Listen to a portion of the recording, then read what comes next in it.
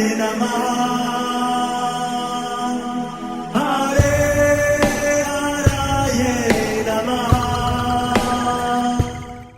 हरे कृष्णा। आज हम भगवत गीता अध्याय 6 श्लोक नंबर 44 सीखेंगे। चलिए शुरू करते हैं। पूर्वाभ्यासेन तेनैव ह्रियते ह्यवशोऽपि सः जिज्ञासूरपि योगस्य शब्दब्रह्म अतिवर्तते। अब हम इसे धीरे धीरे बोलकर समझते हैं। पूर्व अभ्यासेन तेनैव ह्रियते ह्यवशो अपि सः जिज्ञासुर अपि योगस्य शब्द ब्रह्म अतिवर्तते। अब हम इसे फिर से गाते हैं। पूर्वाभ्यासेन तेनैव ह्रियते ह्यवशो अपि सः जिज्ञासुरपि योगस्य शब्द ब्रह्म अतिवर्तते। अब हम समझते हैं भगवान श्री कृष्ण इस श्लोक में हमें क्या बता रहे हैं। अपने पूर्व जन्म की देवी चेतना से वह न चाहते हुए भी स्वतः योग के नियमों की ओर आकर्षित होता है और ऐसा जिज्ञासु योगी शास्त्रों के अनुष्ठानों से परे स्थित होता है। हरे कृष्णा। चलिए अब हम प्रभु जी से इस श्लोक के बारे में और अच्छे से समझते हैं। हरे कृष्ण। तो भगवान श्री कृष्ण बताते हैं कि जो अगला जन्म मिला ऐसे योग भ्रष्ट व्यक्ति को, तो क्या करते हैं वो, उनको वापस अवसर मिलता है भगवान की भक्ति का। और यहाँ पर जो बहुत महत्वपूर्ण शब्द आया है, पूर्व अभ्यासेन। पूर्व अभ्यासेन का मतलब हो गया पहले का जो अभ्यास किया है वह वापस मिलता है। और ह्रियते अवशोपि, अवशोपि का मतलब बताया गया है स्वतः ही, एक स्वाभाविक ही इच्छा उत्पन्न होती है भगवान की भक्ति करने की। आप लोग देखेंगे अपने परिवार में, अड़ोस पड़ोस में कुछ बच्चे होते हैं, उनको बहुत रुचि होती है भगवान के नाम का जप करने में, भगवान की कथा सुनने में। तो ये ऐसे व्यक्ति हैं जिन्होंने पहले अभ्यास करके रखा है और उस अभ्यास की वजह से इस जीवन में बहुत शीघ्र ही भक्ति के नियमों की ओर बहुत अच्छे से करने का प्रयत्न करते हैं।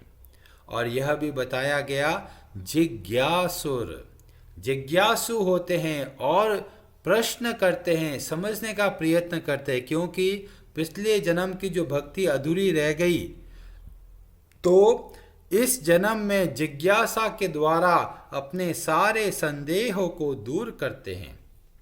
और शब्द ब्रह्माति वर्तते, जो बहुत सारे विधि विधानों का वर्णन आता है हमारे शास्त्रों में कि तीर्थ यात्रा पे जाना, उपवास करना, दान देना, उन सब के ऊपर की ओर जा सकते हैं। तो कहने का मतलब है जो कोई भगवान के नाम का जप करने का अभ्यास करता है वह वास्तव में शास्त्रों का सारा ज्ञान उनको प्राप्त हो गया। और जो बाकी और विधि विधानों में लगे रहते हैं तो इसका मतलब अभी उन्होंने शास्त्रों का अच्छे से ज्ञान नहीं प्राप्त हुआ, क्योंकि पूरे शास्त्रों में जो एक सबसे प्रमुख बात है वह है भगवान के नाम का जप करना। अलग अलग जगह पर इसका बहुत अच्छे से उदाहरण आता है और प्रभुपाद जी अपने तात्पर्य में बताते हैं कि जो आपके नाम का जप करते हैं, हे भगवान, जो आपके नाम का जप करते हैं वे भले ही कैसे ही परिवार में जन्म ले पर फिर भी बहुत उन्नति कर सकते हैं। मतलब परिवार के सदस्य अगर कोई भी भक्ति नहीं करता और अगर एक व्यक्ति भक्ति करता है और भगवान के नाम का जप करता है तो भी वह बहुत उन्नति कर सकता है। और ऐसा जो जप करने वाले हैं वो सभी प्रकार के तप और यज्ञ कर चुके हैं, सारे तीर्थ यात्रों में स्नान कर चुके हैं और समस्त शास्त्रों का अध्ययन कर चुके हैं। तो जो भगवान श्री कृष्ण के नाम का जप नियमित रूप से करते हैं वो ऐसे व्यक्ति हैं जिन्होंने बहुत समय पहले ही भक्ति के द्वारा यहाँ तक पहुँचे हैं। हर कोई भगवान के नाम का जप नहीं करता, उनको बाकी सब बातें बता दो करेंगे, पर जैसे ही भगवान के नाम का जप आता है तो कहते हैं इसकी क्या जरूरत है, अरे नियम क्यों बनाना है, मेरा और भगवान का तो सीधा संबंध है। तो कहते हैं इस तरह से मन के धोखे में नहीं आना है। नियम नहीं बनाएंगे तो ये मन हमको धोखा देगा। एक सामान्य कार्य करने के लिए भी नियम की आवश्यकता होती है। कई लोग कहते जी बहुत मोटे हो गए जी, एक्सरसाइज करनी पड़ेगी, योगा करना पड़ेगा, जॉगिंग करनी पड़ेगी। तो ऐसा थोड़ी होता है कि एक दिन किया, 2 दिन नहीं किया, फिर 3 दिन किया, चौथे दिन नहीं किया। ऐसे करोगे तो लाभ नहीं मिलेगा। एक छोटा सा सामान्य कार्य अपने शरीर को स्वस्थ रखने के लिए भी आपको नियम बनाना पड़ेगा कि इतने बजे से इतने बजे तक मैं एक्सरसाइज करूंगा। जब इस तरह से नियमित आप कुछ एक्सरसाइज करेंगे तब आपको लाभ प्राप्त होगा। ये ऐसे ही भगवान श्री कृष्ण भी बोलते हैं, अभ्यास करना है, नियम बनाना है, हर रोज जप करना है। कई लोग ऐसे हमें धोखा देते हैं, भ्रमित करते हैं कि अरे कोई नहीं जी, जब आपका मन अच्छा हो तब आप जप करो, जब मन अच्छा नहीं हो तो जप छोड़ दो। नहीं, हमें हमारे शास्त्रों के आधार पे चलना है। भगवान श्री कृष्ण जब अभ्यास शब्द का प्रयोग किया तो ये बहुत जोर देके बोला, पहले अभ्यास बोला और यहाँ पे बोला पूर्व अभ्यास। तो अभ्यास अगर जरूरत नहीं है तो भगवान क्यों बोलने की आवश्यकता ही नहीं। और तो और प्रभुपाद जी बहुत सुंदर उदाहरण देते हैं चैतन्य महाप्रभु और हरिदास ठाकुर के बीच का। हरिदास ठाकुर एक मुस्लिम परिवार में जन्म लिया, बंगाल में कहीं पर। उस वक्त पूरा जो अभी वेस्ट बंगाल, ईस्ट बंगाल ये सब है, पहले पूरा एक बंगाल के नाम से जो था, वहाँ पर हरिदास जी एक मुस्लिम परिवार में जन्म लिए। और ये कब जन्म हुआ? लगभग 1450 के आसपास। उस वक्त बहुत सारे मुगल का राज्य था, जगह जगह पर मुस्लिम शासक राज्य करते थे। हरिदास ठाकुर जी एक मुस्लिम परिवार से होते हुए भी भगवान श्री कृष्ण की भक्ति को स्वीकार किया और हर रोज नियम से 3 लाख बार भगवान के नाम का जप करते थे। नियम से ये बहुत बड़े आचार्य हुए और इन्होंने भी बहुत अच्छे से नियमों का पालन किया। उन्होंने ये नहीं कहा अरे मैं तो बहुत अच्छे से भक्ति करता हूँ, मेरे को कोई नियम की आवश्यकता नहीं है, ऐसा उन्होंने नहीं सोचा। वे हर रोज नियम से जप करते थे और आज भी आप उनकी माला का दर्शन कर सकते हैं। अगर कभी आप जगन्नाथपुरी जाएं तो वहाँ पर हरिदास ठाकुर जी की समाधि है, वहाँ पास में उनकी जो माला जो जप करते थे वो माला है, वहाँ पर आप जाके दर्शन कर सकते हैं। ऐसे ही हमारे संप्रदाय के आचार्य हुए रूप गोस्वामी जी। ये वह ऐसे भक्त हैं जिनकी वजह से आज हम जयपुर के अंदर गोविंद देव जी के दर्शन करते हैं। ये रूप गोस्वामी जी के प्रयासों से ही भगवान श्री गोविंद देव जी प्रकट हुए। इतने उत्तम कोटि के भक्त और वह भी नियमित रूप से जप करते थे। उनकी जप की माला भी आपको मिलेगी वृंदावन में। अगर आप कभी राधा दामोदर मंदिर जाएं तो वहां पर उनकी माला दिखेगी कि वह इतने बड़े भक्त होकर भी नियम से जप करते थे। तो ऐसे ऐसे महान भक्तों को जब हम देखते हैं तो हमें ये प्रेरणा मिलती है, हमें भी जप करना चाहिए, हर रोज और नियम से जप करना है। और उन्होंने कोई सीक्रेट मंत्र का जाप नहीं किया। क्या उनको गायत्री मंत्र का पता नहीं था? उनको पता था, सारे शास्त्रों का उन्होंने अध्ययन किया, गायत्री मंत्र का भी पता था, शास्त्रों में बहुत तरह के मंत्रों का वर्णन आता है, उनके बारे में भी पता था। और इन सब बातों को ध्यान में रखते हुए भी उन्होंने हरे कृष्णा महामंत्र का जप किया। उन्होंने ये नहीं कहा कि 2 माला तो मैं हरे कृष्णा महामंत्र की करूंगा, 2 माला ओम नमो भगवते वासुदेवाय की करूंगा, 2 माला मैं गायत्री मंत्र का करूंगा। नहीं, वे नियमित रूप से हरे कृष्ण का महामंत्र का जप करते थे।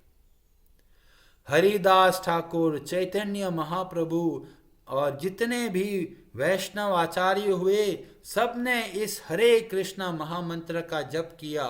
और जब हम लोग उनके जीवन के चरित्र को देखते हैं तो बहुत ही अद्भुत दिखता है। इनकी वजह से राधा रमन जी प्रकट हुए, इनकी वजह से राधा मदन मोहन जी प्रकट हुए।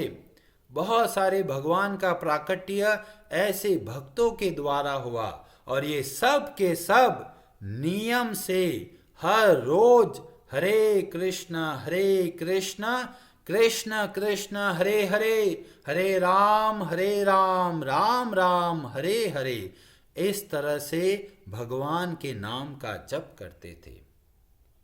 हमारा जो मन है ये एक ऐसा घोड़ा है, उसको ट्रेनिंग की आवश्यकता है, और ट्रेनिंग नहीं देंगे और घोड़े पर बैठ गए तो हमें कहीं भी भटका कर गिरा सकता है।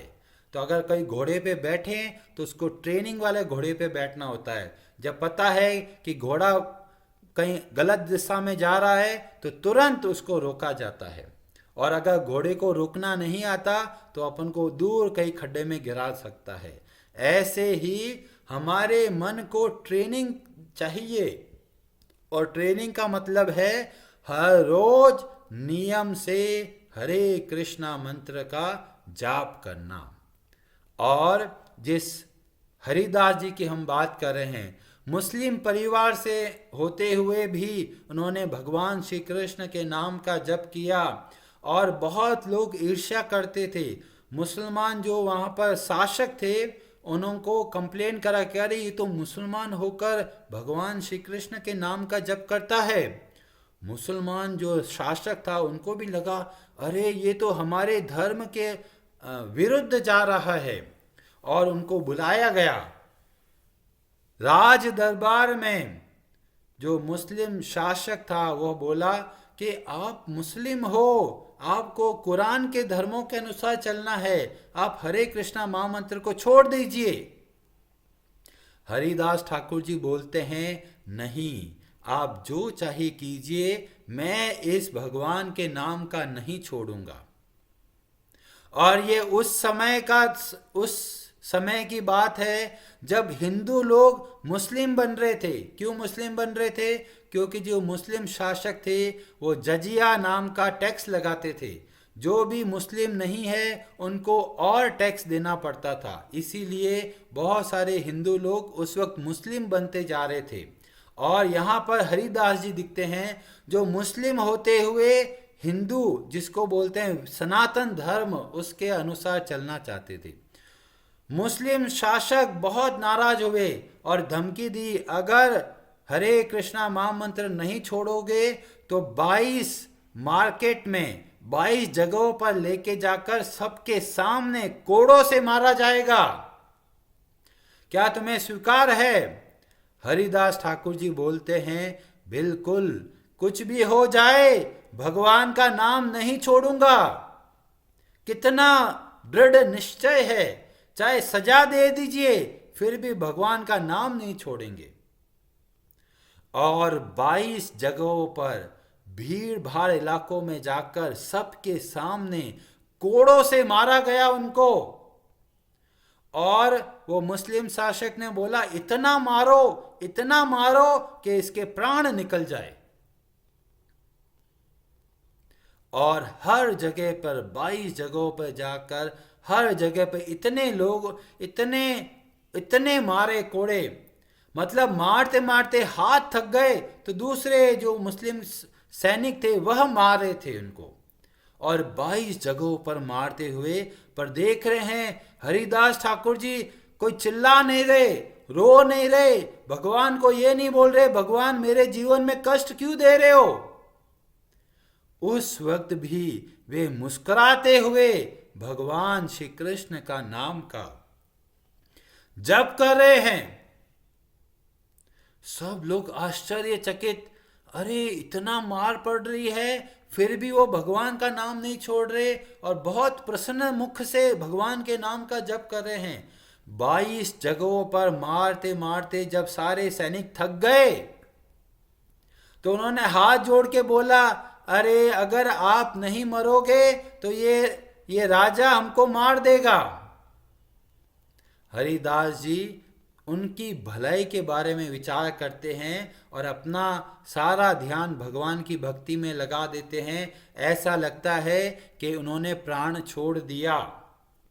सारे सैनिक जाके बोलते हैं कि ये देखिए हरिदास जी का अब जीवित नहीं है, और उनको गंगा जी में फेंक देते हैं। और थोड़े समय में ही वो वापस खड़े होकर कई अन्यत्र चले जाते हैं। कुछ दिनों के बाद में हरिदास ठाकुर जी आते हैं, चैतन्य महाप्रभु से मिलते हैं, और हरिदास जी एक प्रश्न करते हैं। वो कहते हैं कि इतने कोड़े पड़े पर मुझे क्यों नहीं दर्द हुआ, मेरे शरीर पर एक निशान नहीं है। चैतन्य महाप्रभु बोलते हैं, वो सारी पीड़ा मैंने अपने ऊपर ली है। और चैतन्य महाप्रभु के पीठ पर बहुत सारे घाव होते हैं। तो कहने का मतलब यह है कि हम अगर कष्ट में हैं और फिर भी भगवान के नाम का जप करते हैं तो भगवान हमारा ध्यान रखते हैं। पर हमें इस बात की इच्छा नहीं करनी है कि भगवान हमारा ध्यान क्यों नहीं रख रहे। हमारा दायित्व है बहुत ही अच्छे तरीके से भगवान का नाम का जप करना है, चाहे जीवन में खुशी हो या जीवन में बहुत बड़ा दुख हो या जीवन में बहुत बड़ी विपत्ति हो, बहुत बड़ा संकट हो, कोई भी अवस्था हो, पर भगवान का नाम का जप नहीं छोड़ना है। और उन्होंने ऐसा नहीं कहा कि अलग अलग मंत्रों का जाप कर लेता हूँ, शायद ये मंत्र मेरी सहायता करेगा, नहीं तो ये मंत्र तो मेरी सहायता अवश्य करेगा। एक आश्रय, एक नाम के आधार पर ही हम देखने को मिलता है। ऐसे बड़े बड़े भक्तों के जीवन के चरित्र को देखकर हमें बहुत प्रेरणा मिलती है, और इसलिए हमें भी हर रोज नियम से भगवान के नाम का जप करना है। हरे कृष्णा जी, आप सबका बहुत बहुत धन्यवाद। हरे हराये नमः।